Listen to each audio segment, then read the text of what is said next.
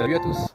Alors aujourd'hui, je ne vais pas vous parler d'un nouveau pays ou des explications sur un lieu, mais je vais plus vous parler de la bête là qui se trouve juste derrière moi. Donc il s'agit de mon van, où je vais rentrer un petit peu dans les explications de la van life et comment ça s'est passé pour moi et comment ça se passe aussi actuellement. Donc c'est mon van qui me sert quand je suis à l'étranger ou quand je suis en France. Donc voilà, c'est parti pour les explications. On va commencer par son petit nom, donc qui est Itineo. Donc son nom est en deux parties. Donc Iter pour Iti, et en latin ça veut dire voyage, et Neo donc nouveau, ce qui nous donne nouveau voyage. Et vu que je suis quelqu'un d'itinérant, donc je trouve que ça colle assez bien avec son nom.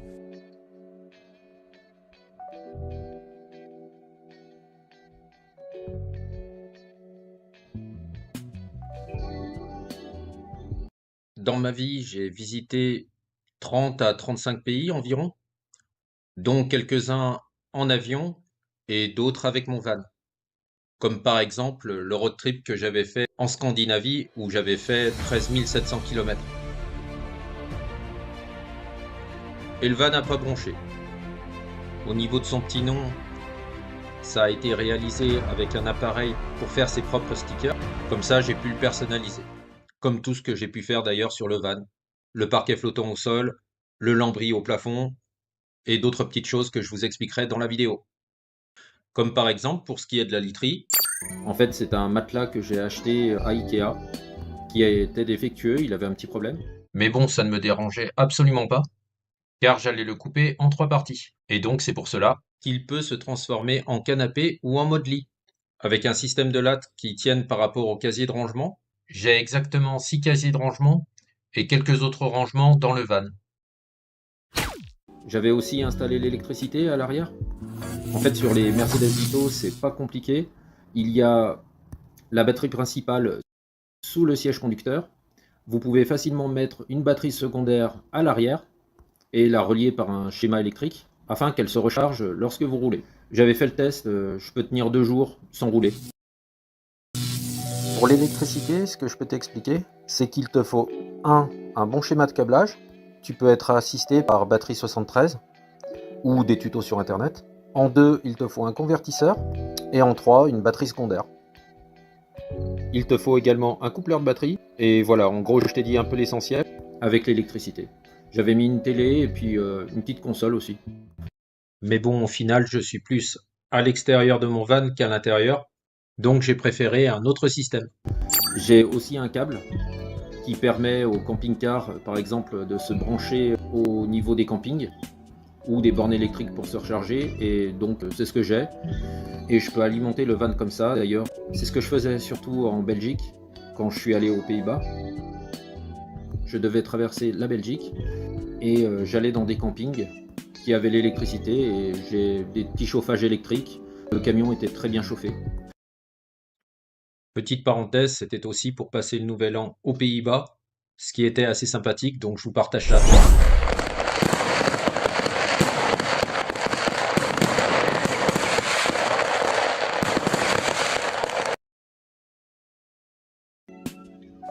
Au cours de mes road trips, il n'y a qu'une seule fois à Strothof-Natzellер où je n'avais absolument rien.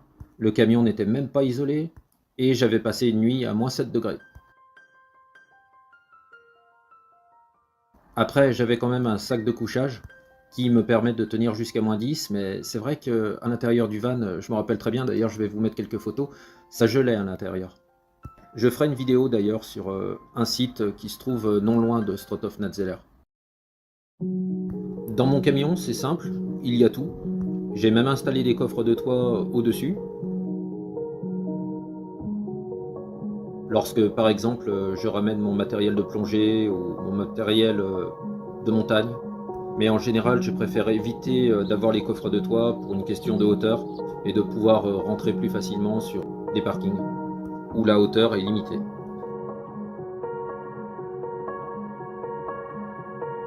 Là, je vous montre l'isolation de mon van, donc c'est fait en lambris, et bien sûr c'est isolé dessous, ce qui fait que maintenant je suis plus serein si je me retrouve dans un endroit où il fait vraiment très froid.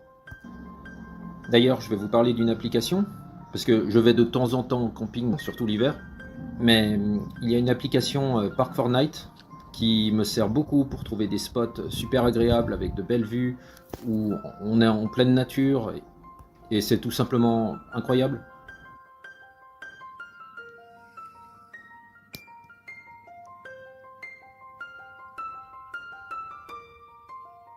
Après, cette application me sert aussi À trouver des aires de pique-nique, avec une table à proximité, ça peut toujours servir, et aussi des parkings gratuits. lorsque je suis proche d'une grande ville, je préfère me garer à l'extérieur de la ville et me déplacer soit en skate électrique, soit en trottinette manuelle, comme à Munich par exemple, ou en Espagne où je me servais de mon skate électrique. Bien sûr, à côté, j'ai un logement, bien que j'ai déjà vécu dans mon van 1 ou 2 années environ avec quelques périodes de coupure. Mais il y a eu des moments où ma zone de travail était assez éloignée et donc je vivais dans mon van. Après, je le disais pas à mes collègues de travail, mais je retapais mon appartement alors que je vivais dans mon camion. J'avais fait aussi une vidéo là-dessus, afin d'avoir un chez moi, et je vais bientôt le retrouver d'ailleurs. Je vous montre d'ailleurs quelques petites photos avant et après. Je travaillais aussi à côté. Et vu que je logeais dans mon van, j'essayais d'aider le monde extérieur, c'est-à-dire les SDF, en leur apportant de la nourriture chaude par le biais d'une association pour eux, sur Chambéry. Allez, je reviens à nos moutons, et donc je vous présente la cabine à l'avant. Donc il y a un système d'agrandissement d'un écran pour regarder la télé. Vers cette ressource, les Nazca à l'époque étaient cultivateurs. Pour rendre le désert fertile, ou plutôt mon écran de portable que je zoomais, jamais pendant la conduite par contre. J'avais fait un système aussi avec plusieurs allumes-cigares. Donc j'avais plusieurs équipements à l'avant du van, comme une glacière, une bouilloire qui se branchait sur l'allume-cigare. Là maintenant, je vais vous montrer ma douche solaire, donc qui est très facile à monter, à redémonter, et que j'installe principalement à l'avant de la cabine. Je la mets sur le tableau de bord, histoire qu'elle chauffe plus rapidement. Après, si jamais ça ne chauffe pas assez vite, je vais vous donner une petite astuce. Ce que vous pouvez faire, c'est de faire chauffer l'eau sur un réchaud et la verser après dans la douche solaire. Mais attention, pas trop chaud non plus. Il y a une petite barre de fixation à accrocher à l'arrière et ensuite vous pouvez la mettre n'importe où. De temps en temps, ce que je faisais, c'est que j'ouvrais les portes à l'arrière de mon van, ce qui me permettait d'avoir une cabine de douche. Là, je vous la montre d'un peu plus près et je vous montre aussi un petit exemple de son utilisation.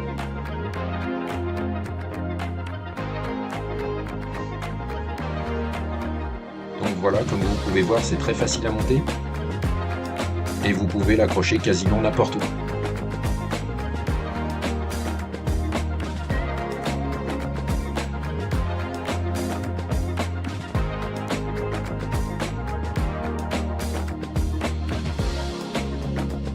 Des toilettes sèches, c'est pareil, c'est très facile à monter et très facile à nettoyer. Si je le dis aussi, c'est parce que malheureusement je constate que certains endroits des fois peuvent être très sales à cause de cela. Mais ce qu'on aime bien en van life, c'est de prendre soin de la nature. Donc voilà, pensez-y. Bien sûr, il y a d'autres astuces aussi si vous voulez. Vous pouvez prendre des douches à la piscine, dans les aires d'autoroute. Enfin bref, il y a pas mal de moyens de s'en sortir. Concernant le nom de mon van, c'est un projet que j'avais en tête depuis un petit moment, je crois que ça date depuis 2015. Et à un moment, je pensais en acheter un et l'appeler Malinx, car c'était mon surnom à l'époque et je l'aimais bien. Mais j'ai préféré donner un nom plutôt à mon camion et que ce soit un nom de barbecue. Là, je vous montre les toits ouvrants qu'on avait installés. Donc c'est mon père qui m'a donné un coup de main. On les avait installés quand il était sous forme d'agence touriste pour avoir un système d'aération au niveau de la cabine et à l'arrière aussi. Donc là, je vous mets quelques petites photos et vidéos. D'ailleurs, mon van a eu plusieurs looks et du coup, j'avais repeint quelques parties en verte. Donc là, je vous montre. Mais je trouvais que ça faisait un peu camion à glace et j'avais trop en tête l'idée de le faire passer en agence touriste. Donc c'est ce que j'ai fait pendant un moment. Mais l'idée d'avoir ma rose des vents, ma petite boussole, le style un peu plus baroudeur m'a plus plu. Bien que des fois, j'y pense et j'aimerais peut-être le remettre sous forme d'agence touristique. Au niveau de la peinture, c'est moi qui l'ai réalisé. Juste avec des cartons et du papier, des bombes de peinture bien sûr. Et je prenais de la peinture plutôt de qualité.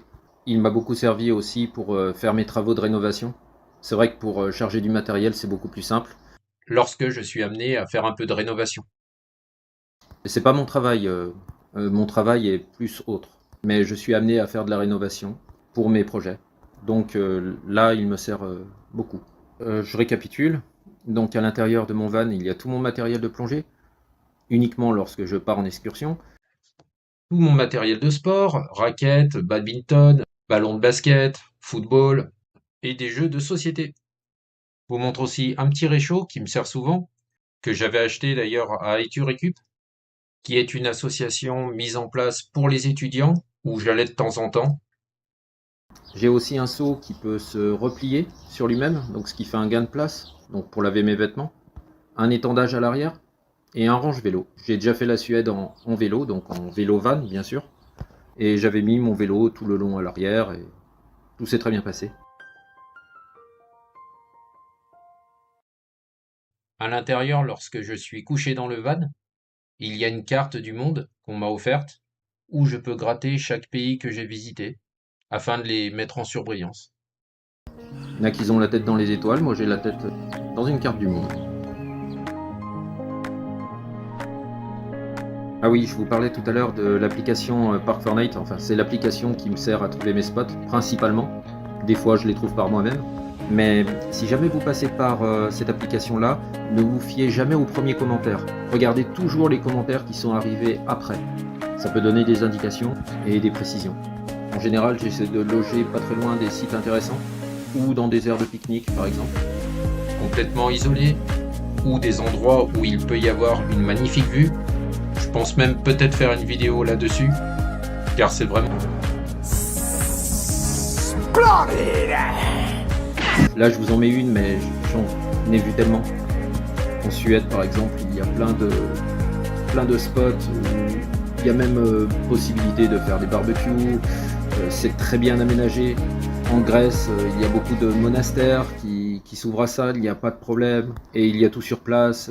Et en général, bien sûr, je privilégie des endroits en pleine nature. À un moment, j'avais plusieurs véhicules de voyage. Et donc, j'avais le choix. J'avais une Renault Mégane que j'avais fait passer à l'éthanol. Et j'avais une tente que je montais et démontais. J'avais une 500 Virago aussi. Je pense me reprendre peut-être une moto, car c'est un bon système de voyage aussi. Pour le sol, au niveau du van, comme je l'ai dit, J'ai mis un système de parquet flottant. C'est plus facile à nettoyer. J'ai aussi une caisse à outils, ça peut servir. Un paddle gonflable, que je prends de temps en temps. Des jeux, le molki, la pétanque. Et des fois, je ne pars pas toujours seul. J'ai des amis qui partent aussi avec moi, donc Philippe, Cyril, Mathieu, JB, Ingrid et Jenny. Jenny qui a d'ailleurs une chaîne YouTube qui s'appelle Jenny Mello, où elle nous montre ses talents dans la couture. voilà, j'espère que ça vous a plu, j'espère que vous avez aimé, donc n'hésitez pas à laisser un pouce, et je vous dis à bientôt.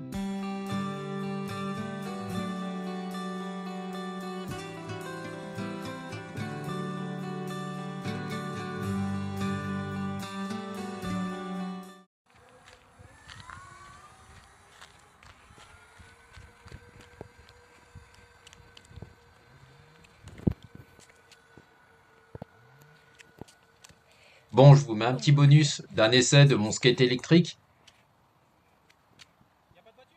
Non, Au passage et pour information, c'était ma petite nièce qui avait 7 ans à ce moment-là, qui filmait, donc soyez pas trop dur si ça bouge un petit peu. Ça nous fait un bon souvenir. Et je lui fais un petit coucou, ou donc à Mathilde. Après, je vais pas cacher que j'ai repris la vidéo en plusieurs fois pour pas trop que ça bouge. Donc s'il y a des petites interférences, c'est pour ça. En tout cas, un grand merci à elle, et puis on va encore passer de très bons moments. Allez, au revoir tout le monde, et à bientôt.